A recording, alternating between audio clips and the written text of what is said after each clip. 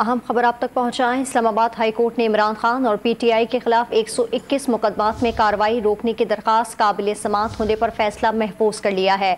मजीद जानते हैं don news के नुमाइंदे उमर मेहताब बढ़नी से। जी उमर, बताइएगा।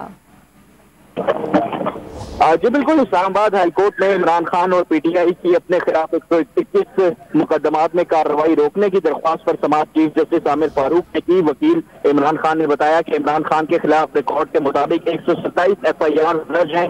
चीफ जस्टिस ने रिमार्क्स दिए कि क्या 127 मुकदमात पूरे पाकिस्तान में दर्ज हैं? आपने 127 FIR का जिक्र रिकॉर्ड लाहौर हाईकोर्ट में भी किया है। ये तासुर जाएगा कि लाहौर हाईकोर्ट या इस्लामाबाद हाईकोर्ट कुछ नहीं कर रहे। और हाईकोर्ट ने ऑर्डर किया है, वही ऑर्डर मैं करूंगा। आप सिर्फ इस्लामाबाद की हद तक बात करें, लाहौर में जो मुकदमात हैं वो लाहौर हाईकोर्ट में बात करें, यहाँ एप्लीकेशन ना करें। अदालत ने दरख्वास्त से काबिल समाअत होने पर फैसला महफूज कर लिया। जी बहुत शुक्रिया आपका उमर मेहताब बढ़नी।